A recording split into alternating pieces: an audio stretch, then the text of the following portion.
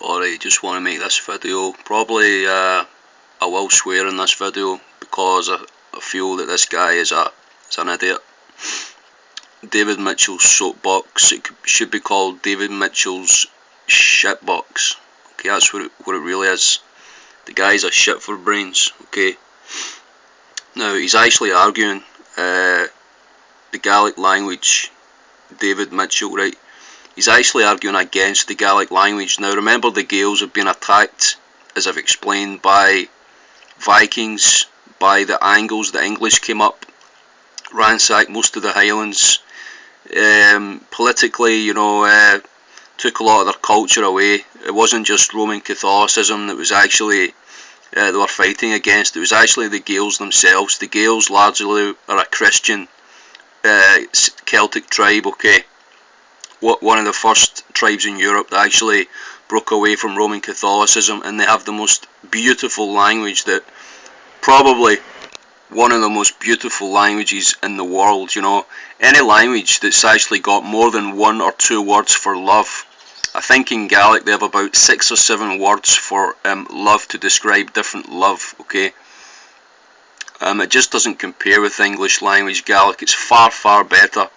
And although that there's some traces of Latin there, like the Welsh Gaelic, there's a lot of Latin in the Welsh Gaelic, but the Irish and Scots Gaelic are actually more Semitic languages, and there are actually a lot of Hebrew words in both especially I think the Scots are the Gaelic, of course, and also the Irish Gaelic as well. So this David Mitchell's shitbox, okay, let's actually go through with what this guy's actually talking about.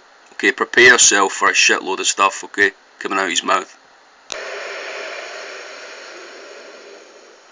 The other day I met some very interesting people who were...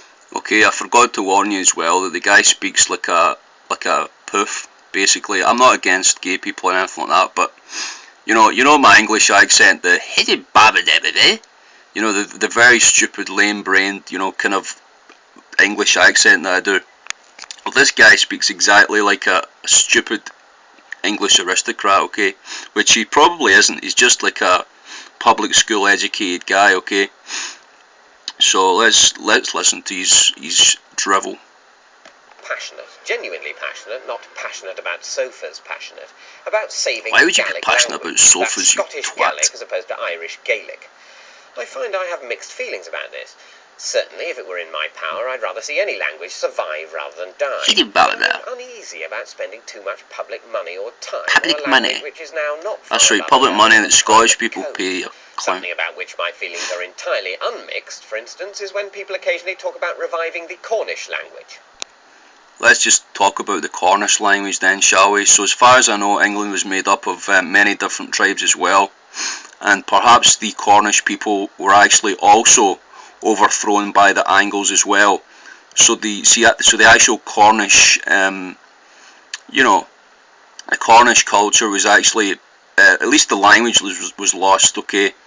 But largely down in that end of England, there is a lot of paganism. If you've ever been down to that end of the world, there's a heck of a lot of paganism down there. They don't have a strong Christian culture, okay. And basically, would you be prepared to preserve a language that sort of loosely sounds like this guy? So I think safely we can say that the Cornish language just wasn't meant to survive, okay. It's gone. Cornish, sadly, flatlined on the table. Everyone who spoke Cornish as a language rather than as a hobby died. Thank God. Then there was a gap. By the Angles, by the way, that you probably don't have a clue about your own history, but anyway. Completely lunatic, or as they say in Cornwall, completely lunatic. Gaelic, however, is still a living language, and I hope it stays that way. If I were a parent and I spoke Gaelic, then I would certainly take the opportunity to bring my child up as bilingual, because that's basically like giving them a free language. But I think it would be quite hard to justify Gaelic as a priority language to teach my child or learn myself from scratch. After all, language is fundamentally a tool of communication, and if you learn Gaelic, you have enabled yourself to communicate with only 60,000 people, all of whom also speak English. Even by learning Welsh, you can communicate with 600,000 people, some of whom don't.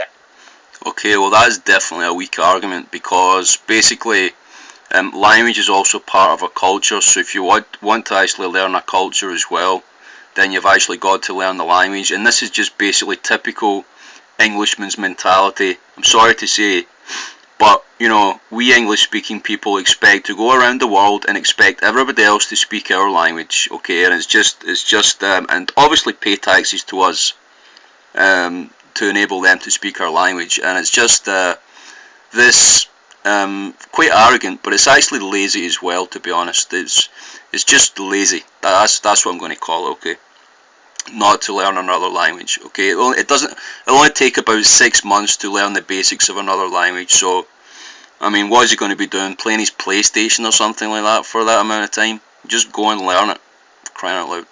Actually speak English. Learn Hindi, and you can talk to 600 million people. I wouldn't want to learn Hindi anyway.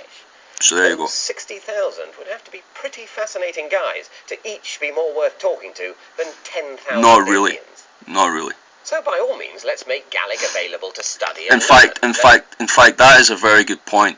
Would you be willing to speak to like 60,000 Gaels, or would you be willing to speak to all these Hindus that worship stones and freaking statues, or would you be willing to speak to 60,000 interesting people who probably hopefully are still read their King James Bibles in Gaelic, of course, and you know, that are very good in music, that are good in arts, that are good in the knowledge of their environment? You know, would you rather speak to the Gaels or the Hindus? I know who I would rather speak to, but that's up to you, David. If you want to go to India, be my guest. Support those who speak it or want to. But we have to keep it in proportion and not be swayed by nationalist politicians using culture as a political weapon. After all, Gaelic hasn't been the language of lowland Scotland. Okay, so using culture as a national weapon. So obviously the British and the English have been doing that for centuries, so that's very hypocritical that you've actually spoken that there. The part of Scotland, that is, where nearly all the people are, since the Middle Ages. In lowland Scotland they spoke Scots, the language of Robbie Burns' poems, and indeed some people want Scots recognised as another separate language, which I'm not sure it is. It's more of a dialect of English. But then they only want that because if they don't honour Burns, all they're left with is Ian Rankin.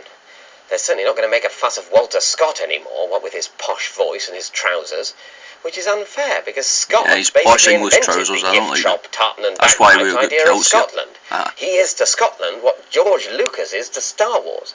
Isn't it a pity, though, when an ancient language dies? Yes, it is. That's exactly what it is. A pity. Not the end of the world. The extinction of an animal in the modern world is almost never because of natural selection. It's because of the actions of man. The extinction of a language, however, still is natural selection. If it dies out, it's... What is he talking about? Natural selection, bringing evolution into languages? Just get a grip of yourself, man. Get a grip of yourself, David, please! It's because humans no longer need it to communicate. As long as they do, they will. After all, it's not as if the language will disappear when no longer spoken.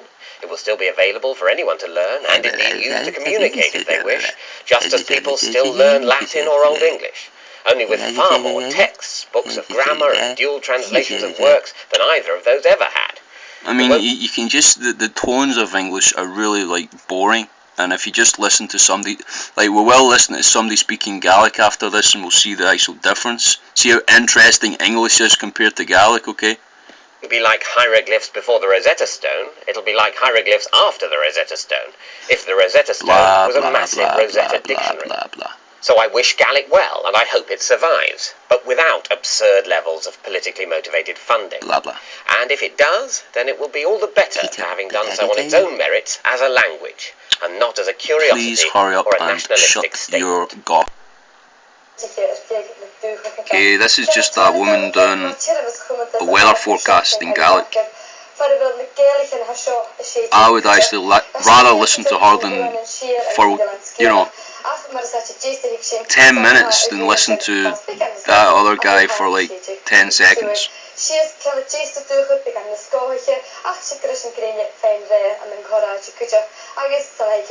It's an awesome language, Gaelic. I love it, man. I listen to it, I don't even understand it, but I just love listening to it. Okay, let's just listen to a random Gaelic song. See how more beautiful it is than listening to English or Hindi or whatever.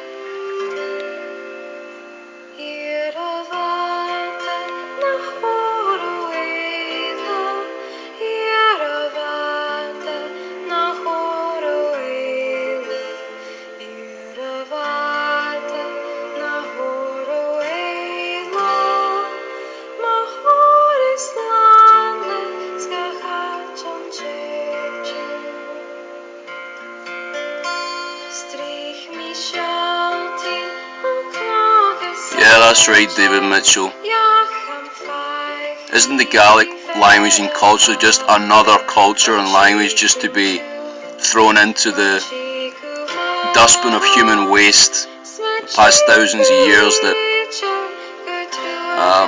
this English culture cares not for anybody else but itself, its own voice, its own seeming interests, but they're all dull, very, very dull in comparison to a real culture, a real old, ancient culture, Bible-loving, Jesus-loving people that have their own language and culture. I can't think of anything more beautiful than that.